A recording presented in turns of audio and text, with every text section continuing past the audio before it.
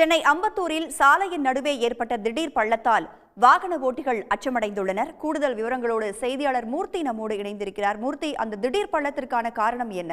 அந்த பள்ளத்தை சரி செய்யும் பணிகள் தற்பொழுது நடந்து கொண்டிருக்கின்றனவா? சென்னை அம்பத்தூர் கருக்கு சாலை வழியாக, அதாவது அந்த பகுதியில் இருக்கக்கூடிய மாதனங்குப்பம், புதூர், கள்ளிக்குப்பம் என ஏராளமான பகுதிகளுக்கு வாகனங்கள் ஒரு நாள் ஒன்றுக்கு ஆயிரக்கணக்கான வாகனங்கள் தினமும் சென்று வருகிறது. அந்த சாலையில கடந்த 17ஆம் தேதி திடீரென மிகப்பெரிய அளவில் ஒரு பள்ளம் இருந்தது. அந்த பள்ளத்துல லாரி ஒன்று 407 என்று சொல்லக்கூடிய ஒரு லாரி ஒன்று சிக்கி, அதிலிருந்து அந்த லாரியை மீட்பதற்கு 10 நாட்களுக்கு லாரியை உடனே மீட்டார்கள். அந்த பள்ளத்தை சரி செய்வதற்கு 10 தினங்களுக்கு மேல் ஆனது. அதனைத் தொடர்ந்து அதே கருக்கு பகுதியில, அதே சாலையில இன்று திடீரென்று ஒரு 3 அடி அகலத்திற்கும் 15 அடி ஆழத்திற்குமான ஒரு மிகப்பெரிய ஒரு பள்ளம் விழுந்துள்ளது. அந்த பள்ளத்தினால் இப்போது அந்த பகுதியில் போக்குவரத்து முற்றிலுமாக நிறுத்தப்பட்டுள்ளது. மேலும் அந்த பள்ளத்தினுடைய அருகில ஒரு மின் கம்பம் சாய்ந்து இருக்கக்கூடிய நிலையில் இருக்கிறது.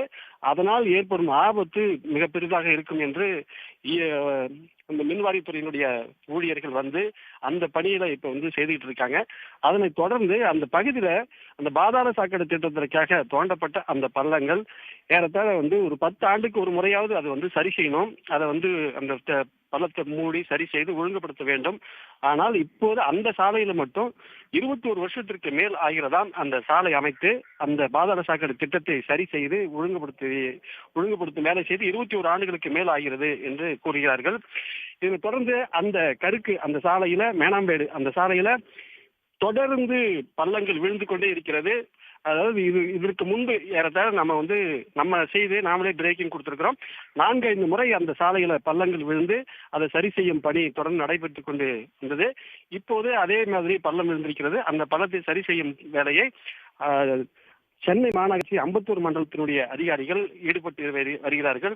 தொடர்ந்து இந்த பள்ளம் விழுவது அந்த பகுதி மக்களிடையே பெரும் அச்சத்தை ஏற்படுத்துகிறது. வாகன போக்குவரத்து நிறுத்தப்பட்டுள்ளதால் போக்குவரத்து இடையூறாக இருந்து வருகிறது.